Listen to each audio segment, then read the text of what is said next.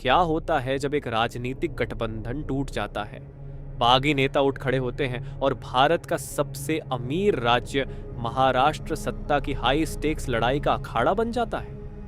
96 million से अधिक मतदाता और 4000 से ज्यादा उम्मीदवार, ये केवल एक चुनाव नहीं बल्कि महाराष्ट्र की आत्मा के लिए युद्ध है।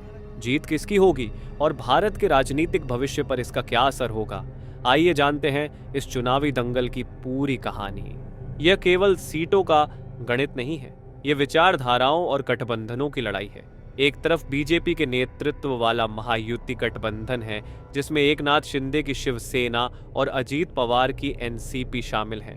दूसरी तरफ महाविकास अघाड़ी एमवीए अपनी साख बचाने की लड़ाई लड़ रहा है जिसमें कांग्रेस, शरद पवार की एनसीपी और उद्धव ठाकरे की शिवसेना शामिल हैं। पर यह स्थिति कैसे बनी? इसके लिए हमें उन राजनीतिक तूफानों को समझना होगा जिन्होंने महाराष्ट्र की सियासत को बदल कर रख दिया। दो बगावतों ने महाराष्ट्र की राजनीति को हिलाकर रख दिया। पहली बगावत 2022 में जब एकनाथ शिंदे ने उद्धव ठाकरे की शिवसेना से विद्रोह कर एमवीए सरकार गिरा दी।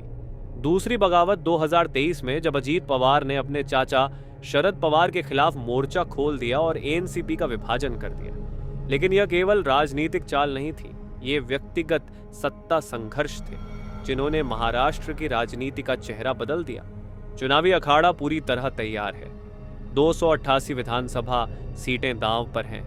बीजेपी 149 सीटों पर चुनाव लड़ रही है जबकि उसके सहयोगी शिवसेना, शिंदे गुट और अजीत पवार की एनसीपी 81 और 59 सीटों पर।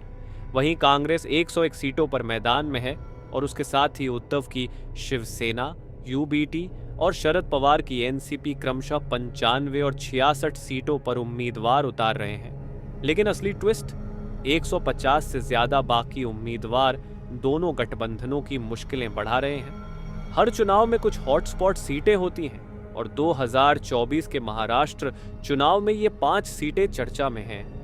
Worli, Baramati, Vandre east, Nagpur south west और कोपरी पांच पाखड़ी। क्यों हैं ये सीटें खास? आइए जानें। वर्ली, आदित्य ठाकरे, मिलिंद देवड़ा और संदीप देशपांडे के बीच तीखा मुकाबला। बारामती, अजित पवार और उनके भाई के बेटे युगेंद्र पवार का पारिवारिक युद्ध। वांद्रे ईस्ट, जीशान सिद्दीकी बनाम उद्धव ठाकरे के भतीजे वरुण सरदेसाई। नागपुर साउथ वेस्ट, देवेंद्र फडणवीस को स्थानीय नाराजगी का सामना। कोपरी पांच पाखड़ी, एकनाथ शिंदे बनाम उनके राजनीतिक गुरु आनंद दिखे के भतीजे केदार दिखे। आंकड़े अपनी कहानी खुद कहते हैं। 96 मिलियन से ज्यादा पंजीकृत मतदाता और 2.9 मिलियन नए मतदाता इस बार महाराष्ट्र के चुनाव को और रोमांचक बना रहे हैं। मतदान केंद्रों की संख्या भी बढ़कर 1,96,000 हो गई है। पर क्या ये आंकड़े चुनावी नतीजों का संकेत दे सकते हैं? नतीजे 23 नवंबर को घोषित किए जाएंगे। लेकिन असली सवाल यह है, क्या महाराष्ट्र के बंटे हुए गठबंधन टिक पाएंगे या फिर और सरप्राइज आने वाले हैं? यह चुनाव केवल महाराष्ट्र का नहीं है, यह 2024 के लोकसभा चुनाव की नींव तैयार करने वाला है। महाराष्ट्र का यह चुनाव सिर्फ राजनीति की लड़ाई नहीं बल्कि लोगों, सत्ता और बेहतर भविष्य के वादे की जंग है।